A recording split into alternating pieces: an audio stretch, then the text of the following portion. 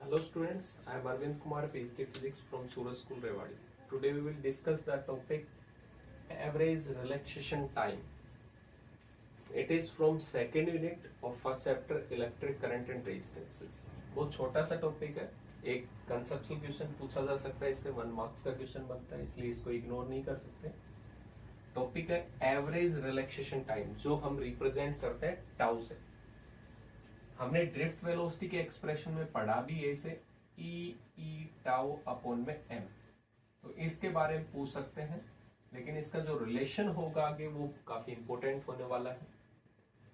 ई tau upon में M, tau लिख चुके हैं, डिफाइन करें इसको तो क्या होगा, it is the average time between two successive collision of an electron.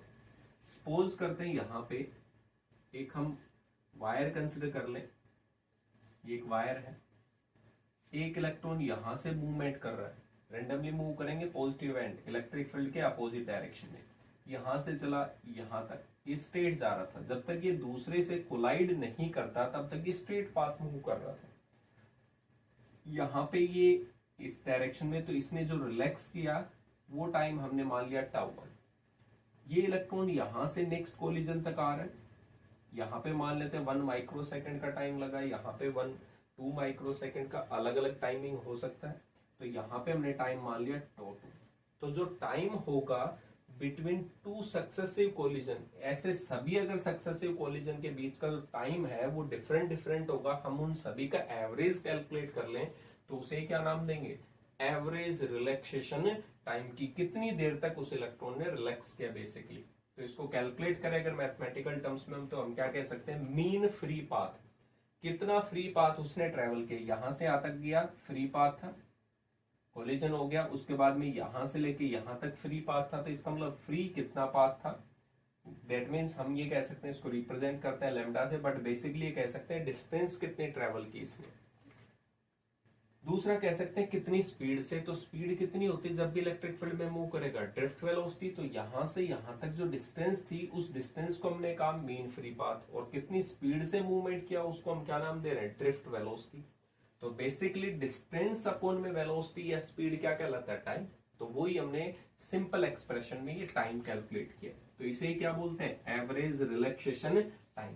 आपसे सिर्फ ये डेफिनेशन पूछ सकता है, ये एक पॉइंट है, और वो पॉइंट क्या है, इफेक्ट ऑफ टेम्परेचर, कि रिलैक्सेशन टाइम पे टेम्परेचर का इफेक्ट क्या होगा। तो यहां पे अगर मैं लिखूं temperature increases then tau decreases,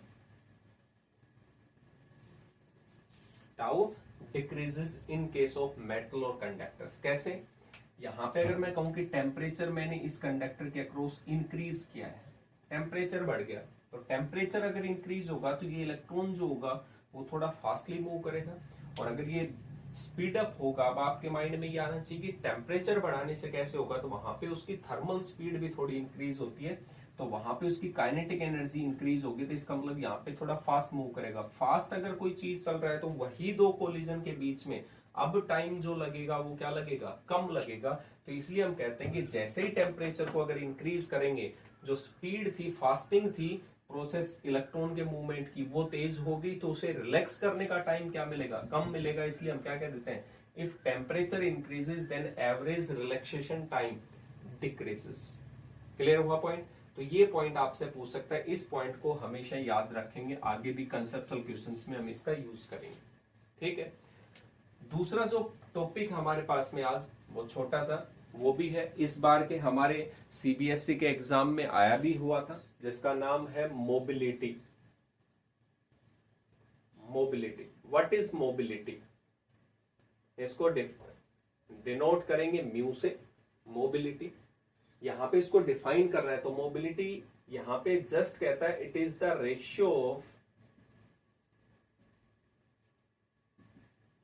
of drift velocity to electric field,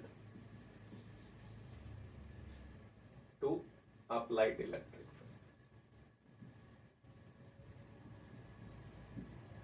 कि कितनी ड्रिफ्ट वेलोसिटी थी। सपोज करते हैं इसको डिफाइन कर रहे थे, तो डेफिनेशन के अकॉर्डिंग क्या होगा, ड्रिफ्ट वेलोसिटी वीडी है और इलेक्ट्रिक फील्ड कितनी है, ई।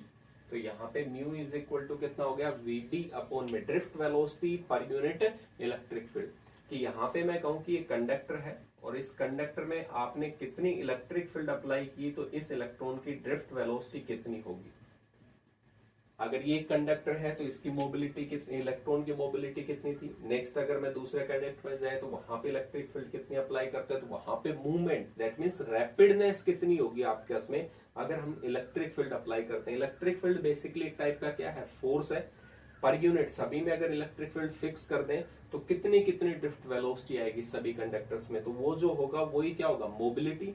जब हम पोजीशन को चेंज करते हैं वही टर्म्स क्या कहलाती है, मोबिलिटी कहलाती है बेसिकली। तो यहाँ पे भी हम कह रहे हैं कि इलेक्ट्रॉन जब मूवमेंट कर रहा है तो इलेक्ट्रिक फील्ड कितनी अप्लाई करने के बाद में कितनी फास्टली कितनी रैपिडली वो अपनी पोजिशन को चेंज कर रहा है, that is called mobility.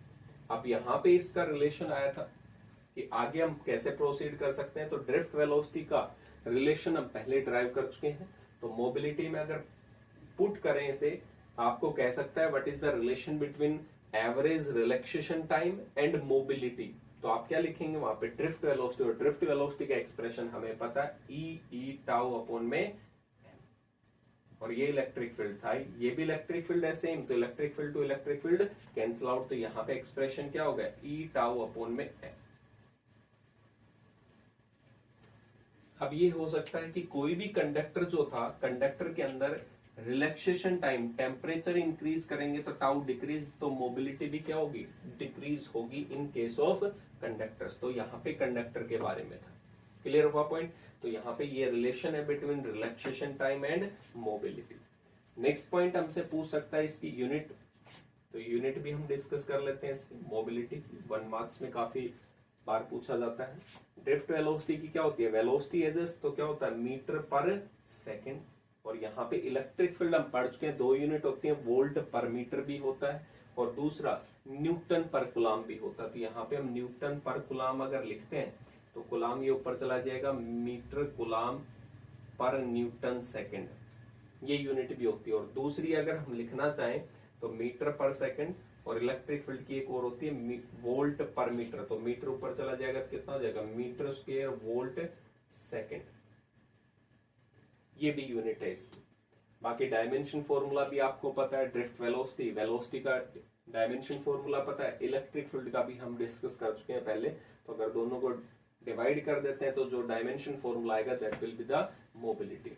Mobility एक स्केलर क्वांटिटी है, यहाँ पे सिर्फ ये हमें क्या बता रहा है, रेशियो बता रहा है ड्रिफ्ट वेलोसिटी टू अप्लाइड, कितना रैपिडनेस है, रैपिडनेस में डायरेक्शन नहीं देखी जाती, इसका मतलब ये एक ऐसी क्वांटिटी है, स्केलर क्वांटिटी है। तो ये 2 छोटे से टॉपिक थे, बट 1 मार्क्स के क्वेश्चंस काफी इंटरेस्टिंग पूछे जाते हैं, कई कंसेप्चुअल क्वेश्चंस भी इन पर डिपेंड होते हैं, तो दोनों को एक बार अच्छे से रिवाइज करेंगे।